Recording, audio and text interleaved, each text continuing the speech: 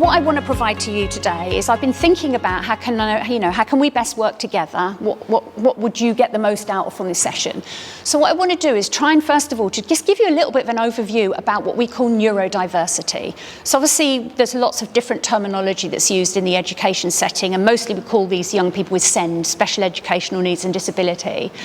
And for the most part, those are children who also have neurological differences, that they have a different way of understanding and experiencing the world, and that's what we call neurodiversity. That is an umbrella term that encompasses many different conditions such as autism, ADHD, speech and language communication delay, global delay, dyslexia, dyspraxia, dyscalculia, Tourette's. There's more than that, but those are the main headlines. So that's the terminology I'm going to be using today, and I hope that you'll get a useful overview about what we mean by neurodiversity. And then for you hopefully to develop a little bit more of an understanding about how young people with neurodiversity are affected by that, how that impacts on the way that they interact with the world. And obviously, particularly today, we're thinking about in terms of their school experience as well. And then what I would like to be able to show you is an example of what I consider to be good SEND support practice, so that, when you're going in and working with schools, you've got an idea. I would say that SEND support is the one thing that all parents want to talk to me about. And they might come with a whole range of different issues as well about conflicts in the family and getting their children weaned off gaming and getting them to bed on time and up in the morning. There's all that stuff as well. But one of the overarching themes is about their school experience. And many parents come along and explain their child's school experience, or they show me the plans that they've got, and I would say that 95% of the plans I see are not very good. They're not good enough. And I'm not criticising any teachers or any schools. I think it's a symptom of a system that doesn't work well. And actually what we know is from the Ofsted annual report, the Education Select Committee, we know that the SEND system does not work well for this population of young people. The outcomes are significantly worse. I was at a recent presentation from Dr. Ben Marlow at the Synapse Centre. They're showing that people who have autism and a learning difficulty have a life expectancy of 39 years old. If you have autism and a learning difficulty, your life expectancy is about 33 years less than the rest of the neurotypical population. And if you have autism and no learning difficulty, your life expectancy is 16 years less. And number one cause of death in autism is epilepsy, which is a high rate of comorbidity. Number two cause of death is suicide, because we have this emerging mental health crisis. Well, we're talking about that anyway in the media. This is particularly true of the neurodiverse population. So I think it's important now more than ever, because that population is increasing. This is what I found out from the research centre. That the incidence of autism in the last 20 years has quadrupled, and that's a trend that's continuing. So getting this right for neurodiverse young people who will become neurodiverse adults is essential. So I hope that I will be able to show you what I think good SEND support looks like, and then obviously this consideration of the mental health and well-being of neurodiverse young people as it relates to their school experience.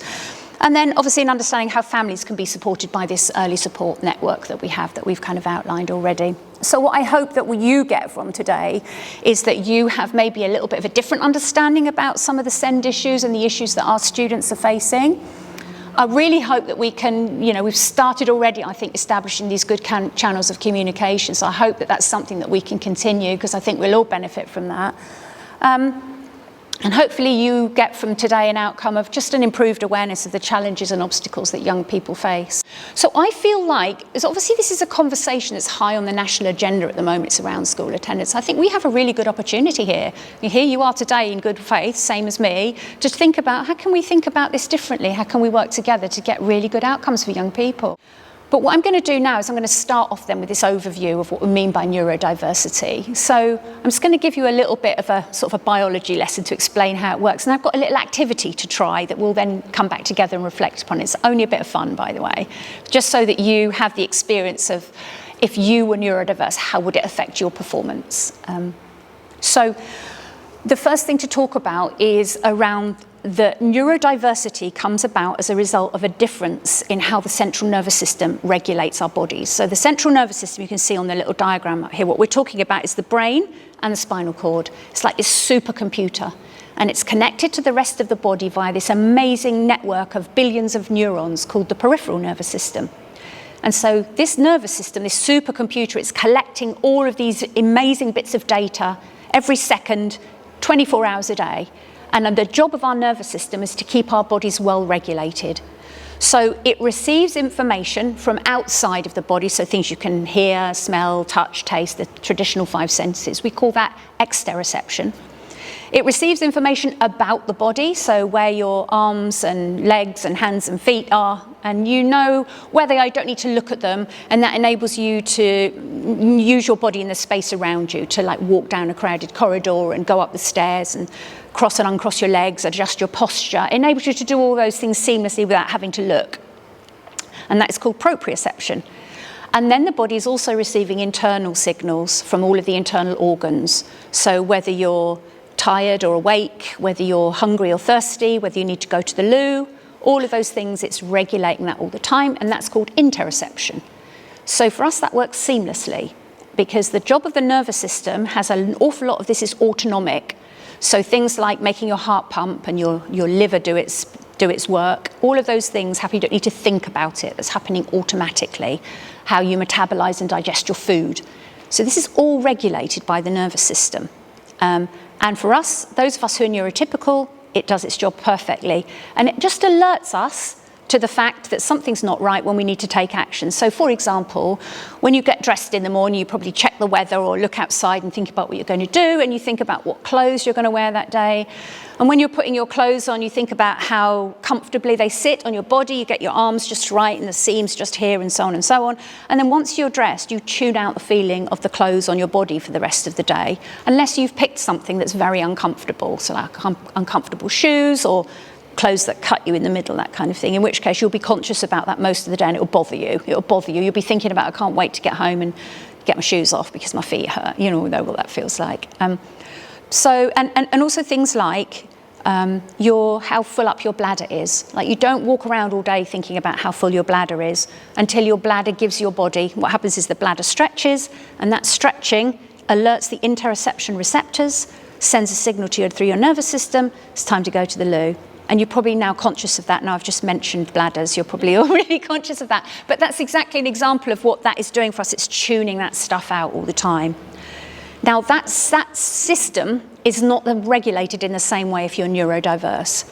So either this filter, I like to think of the nervous system as like a filter, it filters out the information that we don't need to pay attention to, and it brings to our alertness the things that, okay, I need to act on this now. So you might get, for example, a bladder signal, and you might think, do you know what, we're going to be stopping and I can wait until we stop. Or you might think, do you know what, I'm absolutely desperate, I've got to go now. So once it's alerted to your consciousness, you then use your thinking brain to make a decision about what action do I want to take. So that mechanism doesn't work in the same way if you're neurodiverse. What that means is sometimes this filter is letting through too much information, and sometimes it's letting through not enough information. And it's not a case that either you're this or that. It will be all muddled all of the time. So that will mean that if you're in an environment like this, for example, we can hear that's whirring, you can hear those people talking, you can hear maybe cars out on the road, maybe there are other noises going about. But if you're neurotypical, you have a good ability to tune out that and pay attention to the thing that's most relevant to you right now, which hopefully is me talking. But if you're sitting here right now and you're absolutely starving and somebody behind you is whispering, they're talking about breakfast, you might tune into that instead. So we have a good ability to filter out the stuff that we don't need to pay attention to. But if you're neurodiverse, you have a lesser ability to do that.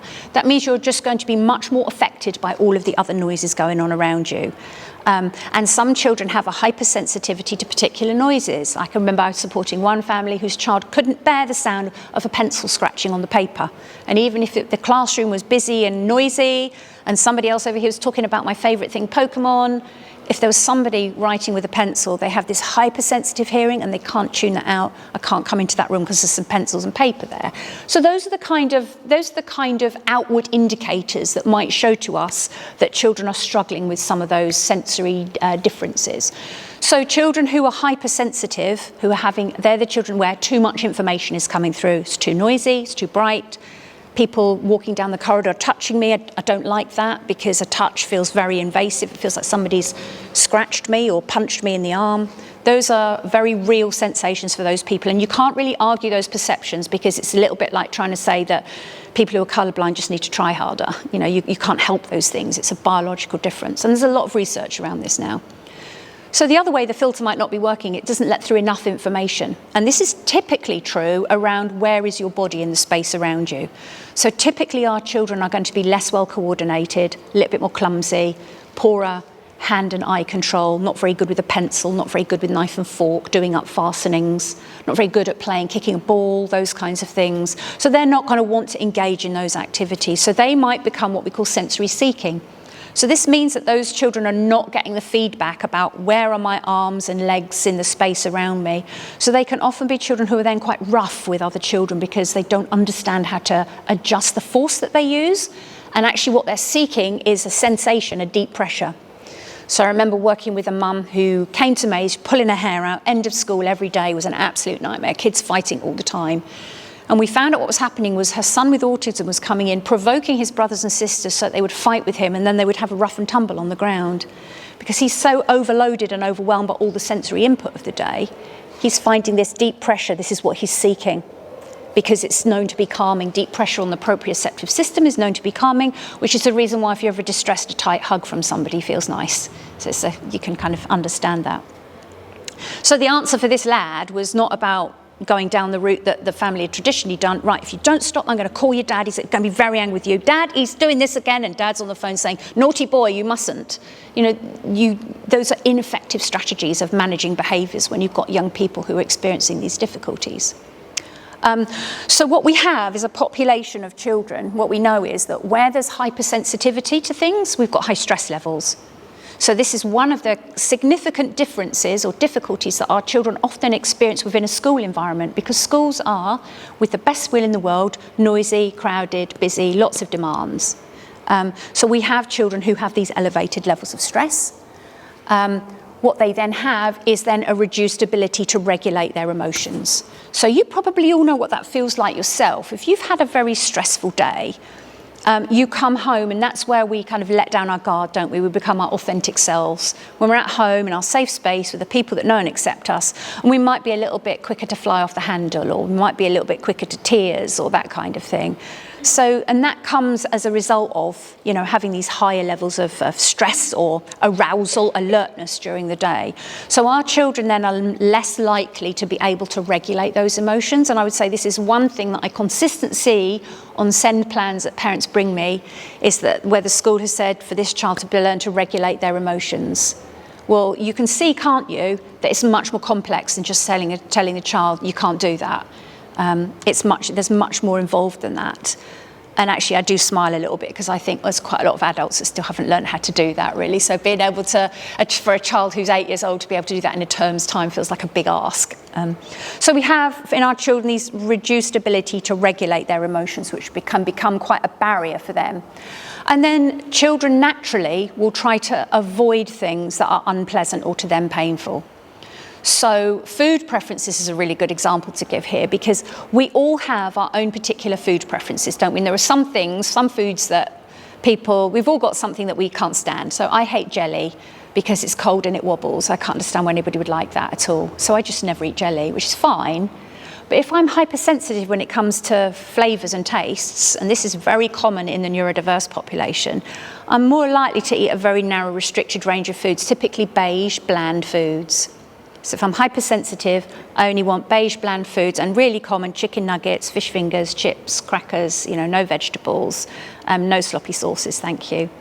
But we all do that. We all try to avoid the things that we don't like. But for me, it doesn't impact my life that I don't eat jelly, but it would impact my life if all I ate was chicken nuggets, fish fingers, chips, dry pasta, that kind of thing. So we all do this, avoid the things that we don't like. But if you're a child and you're in this environment that's very sensory overwhelming for you, you're going to want to try to avoid being in that situation. I was feeling a bit antisocial yesterday, and I was out walking my dog, feeling like, I hope I don't meet anyone. Do you know that feeling? I hope I don't meet anyone. I just don't want to say hello to anyone today. I just don't feel like it. So I know that I can manage that. I can use my cognitive abilities to think, oh, don't be stupid. It's my neighbour. Of course I'm going to say hello when they walk past. I can rationalise that stuff out. Our children have a reduced ability to do that. And so what happens is children develop what neurotypicals call challenging behaviours, which are actually coping mechanisms. a little bit later on, I'm going to look at social understanding, because I think this is an important component of how our children are the way that they are. So I might, if I'm at a party and see jelly, or somebody presents me jelly, what I want to say is, that's absolutely disgusting, there's no way I'm eating that. But I don't do that because I understand the social consequences of that. So I'll say, oh, thank you very much, and I put my spoon in and pretend to eat it, and oh, I'm full. So I can maintain good social relationships with people because I understand the consequences of those behaviours. And this is, again, an area where our children have a weaker ability to do that, which I'll talk about a little bit later. So I've got a little activity for you to try just now, and it's going to be a drawing activity.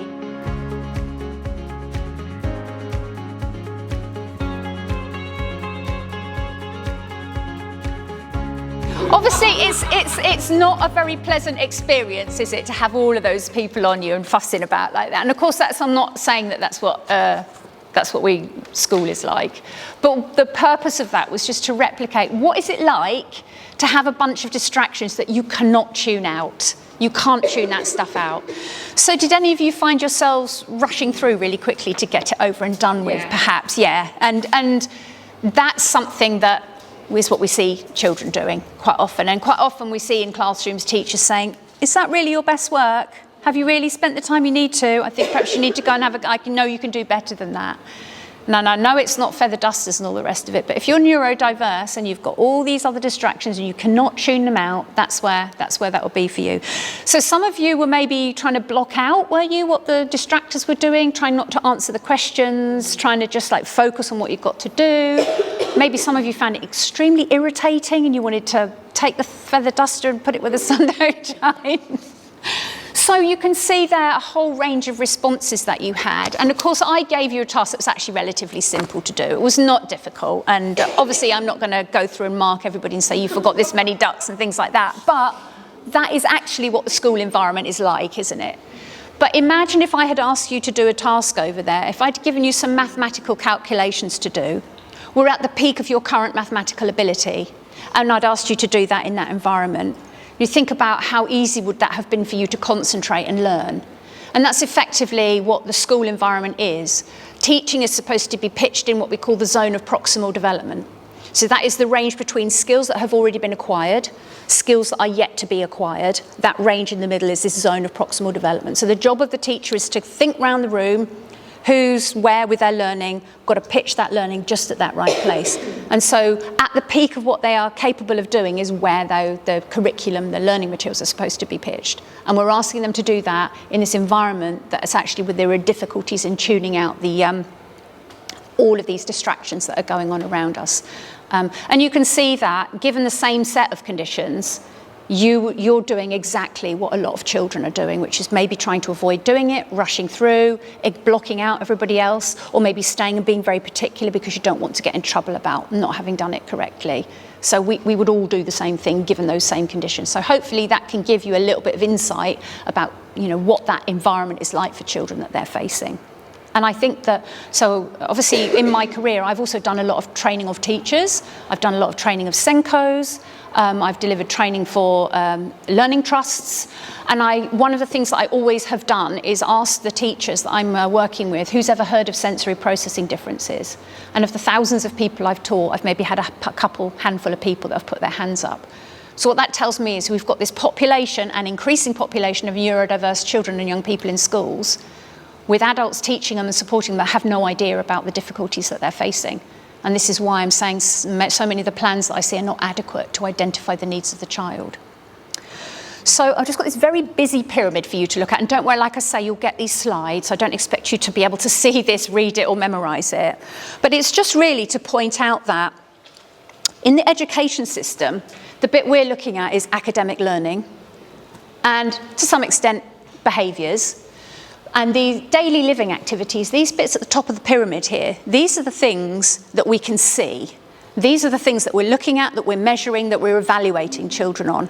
But these are all based on a whole bunch of other things. And obviously at the base of that pyramid It's the very basic biology of each person, and that's their central nervous system, which is your brain, and how your brain and your nervous system regulate all of these other systems. So here, above the nervous system, we've got all the sensory systems that I've sort of briefly outlined.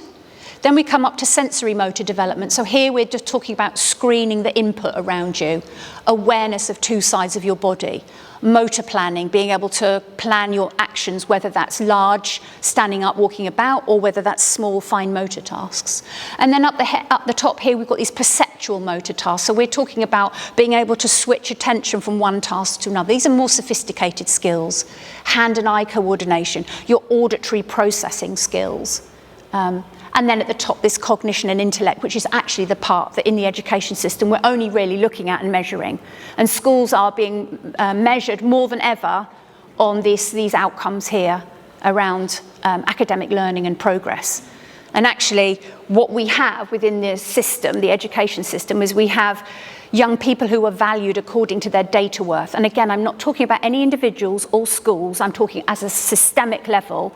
Young people who yield high results, who produce high attendance data, have high value in the system. Young people who yield low performance data and also have low attendance and crave resources, they have a low worth in the system that we have, and that's this population of young people. So I will often speak with families who will say, when we identify what the needs of the child are, and they go back to the school, and school say, I'm sorry, we don't have time for that, we don't have the resources for that, which I totally understand. They're not wrong about that, but that shouldn't be the child that is impacted by that. So I've got another little task for us to do now. I'm just going to focus in on auditory language skills, because the vehicle by which we deliver teaching and learning in the classroom is we use our language. And many of our children have a weaker ability with their attention and listening skills. And again, this is another hidden difficulty that our children face. Most of the plans that I see from schools that parents bring to show me are around they need to pay attention, they need to get their work finished, they need to try and make a start, they need to finish in a timely manner, they need to be independent with their materials, which I'm not saying that we don't want those outcomes, but they are what I would call provision focused. That is what it would make the teacher's life convenient if the child could just get on with their work without putting their hand up every 5 minutes. But actually what the problem is that our children have a reduced ability to process auditory information. And again, because it's hidden, I don't think many adults understand the extent of those difficulties that they face. So, Kelly, would you mind helping me with this little attention and listening task for you? I'm not going to say too much about it. We're just going to launch into it, and then I'll just come back to you and hear your reflections. Anyone know the answer? I actually really struggled to do that. Yeah, I know, it's hard, isn't it? It's really hard. It's really hard. Yeah. So obviously, it's not really possible, is it, to answer my question? So, but tell me what was happening there. What did you hear? What could you pick up that we were talking about? The Recipe and the train, right. So were you maybe tuning into one or the other? Yeah? Were you tuning into the thing that was, maybe you were tuning into cake because that's a bit more motivating, isn't it? Or maybe you were tuning into, well, Sue's leading the session, so I better lead. What I didn't tell you was what was to be expected of you, so maybe you were a little bit anxious about, am I going to pick you out to answer the question afterwards? Or maybe you were just flitting from one to the other, switching back and forth. Or maybe you realised this is impossible / very annoying, I'm just going to tap out completely. Yeah. So all of those things are strategies that our children use. Now, obviously, it's not possible for you to listen to that and process it all, but that was just to replicate what is it like when you have weak auditory processing ability. You get chocolate cake and train, but the rest of the information you're not getting. So in that situation, if you put that in a learning context, you've got so many different noises, different conversations going on around the room, very different distractions, and you've got the teacher at the front talking, giving out the information. Now, I know, recently, by the way, I did the adult ADHD screening assessment, and I've scored 19 out of 20, which I feel like I don't know how I got to the ripe old age of nearly 60 without realising that. But what it explains a lot to me, which is why I'm not very good at remembering things. When people tell me things, I'm not very good at remembering. So I have to write it down. So I might think to myself, I need bread, milk and toothpaste today. And when I come home, I've bought a bag of apples, but I didn't buy any bread, milk or toothpaste because I've forgotten that. But if I write it down, just even if I don't have that list, the fact that I've seen it, I know I will remember that. So That is an awful lot of what's happening for our kids, and that stuff's not visible. You wouldn't know that. But what happens is kids are being given instructions about what to do, and then what's happened is the adults come to check and they're saying, oh, why haven't you done it? Why haven't you done it? But all they actually got was chocolate cake and tray, and they didn't actually get the full extent of the information there. So quite often, again, what I see in plans is that they need catch-up literacy lessons, or that they need to do this numeracy work at home. When in actual fact, it's not their academic learning that's the problem. It's the ability to have processed the information that's been given to them. So it's a bit like I would say, if we're all sitting in the classroom environment and the teacher has put the writing on the board here, we all have equal access to the learning materials. Except for me, I don't. I can't see that. So the support I need is glasses. And then I'm on an equal playing field. What I don't need is someone to keep telling me to get on with my work. I don't need somebody to say you need catch-up literacy lessons, you need to do more reading at home. I just need my glasses, then I can see it, then I can access that on a level playing field with all the others. And so this is often true. I have found many children who are being given catch-up work to do. They don't actually need catch-up work. What they need is the information presenting visually in a structured way and a concise way so that they can actually access that information. So obviously we're using language the whole time to explain things to children, and children are very good at looking like they're taking it in and understanding it, and not always very good at saying, I don't get what you mean. But that is because they're neurodiverse and they don't have that ability that we have to be able to see things from somebody else's point of view, which I'll talk about shortly. So, can I yes, please. say something that I think is really interesting, and you might disagree, but it's what I've found, certainly in my studies. Our children who are neurodiverse tend to sit in this high state of anxiety just by waking up in the morning. They wake up, they're anxious, at the same kind of level as if whatever you're scared of, someone presented you with the morning, hello, good morning, here's a massive spider. And instantly you're like, and if someone said to you, do you want something? Don't speak to me, there's a spider right in front of me. That's kind of how, especially Emma, my eldest one, and I see it in my younger son, you can see that that's their level of anxiety the whole time. So you might come into school and they say, well, why are they misbehaving? They've literally just arrived. If no one's upset them, it's irrelevant. Like all of this stuff, the lights being too bright, or the cooking started early so they can smell it, all kind of stuff like that, just is enough to push them over the edge. Yeah, and I think here that there's a big piece of work to do with schools, because I understand the pressures they're under. I worked in that system for 35 years, so I totally understand it. But something has got to change here in order that our young people can access their entitlement to an education. And not all, schools are developed for neurotypical children. So obviously that's the part that we're playing. We're trying to work with those families, help parents to have an understanding, and then just work together in a positive way, communicate with schools, explain the needs of their children, come along with some positive contribution to make about here's what we think a good support might look like for them. But obviously we're using, yes please. Can I just add another thing here, because we talked a lot about behaviour and it all coming out, but there's a group of children I think that are being completely missed from this, which is the girls, and my daughter was one of them, where actually in school, in class, she was absolutely fine. The teacher would say, she's fine. Yeah, she's not fine. She will go through the whole day with no behavioural issues, no explosions or anything that the teacher would pay any attention to. Because there's children, we've got a lot of children paying in the classroom. So she's just small, silent, nothing happening. But her learning was suffering. I was there on learning, she was just getting completely lost. But at home, she'd just be completely, it would all come out. And that's a really good point that you've made there about girls, because there was some research done that looked at girls. Girls are very good social mimics. And boys do this as well, particularly high-functioning boys, but girls are particularly adept at mimicking social cues, eye contact, noises, phrases, facial expressions, that kind of thing. They found that girls are actually very sophisticated at learning that. And so if you're neurotypical and you see a child displaying all these very normal behaviours, you don't understand the extent of the difficulties that person is having on the inside. And there have been so many, I know lots of women on the autism spectrum, as well as children I've supported. And their feedback is always, well, I can either be my authentic self, no one wants to play with me because they think I'm weird, or I can pretend to be like these and then I can be in the crowd. So this is something that there's girls are, and young people camouflaging. So there's this like disconnect between what they look like on the outside and how they feel on the inside. And it still baffles me in this day and age when we have so much talk now about mental health that within education settings, people are still not getting this. A child might look okay, but it doesn't mean they are actually okay. And I think that it's very easy to frame this in terms of, well, they're fine when they're here, it must just be for you when they're at home. But if you think about, we all have this, don't we, that we put our professional face on when we're out in the world, and it's when we're at home we show how we really feel. And that's actually what's mostly happening. I'm not saying in every case, but that's mostly what's happening for a lot of our families. So yeah, thank you for that. Right, we're going to stop in a minute, but I just want to quickly do one activity together, which is about language.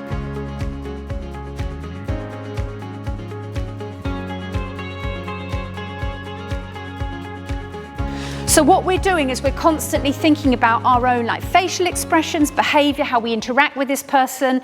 In the examples that I gave there, you know, if somebody's coming in the door and they've done me a favour, I'm going to be like, oh, brilliant, thanks so much. And if somebody's coming in there angrily, I'm going to be thinking, I don't like an argument, I don't want a conflict. I'm going to be saying sorry, even though I might not be sorry at all, but I want to smooth it over. So we're doing this all of the time.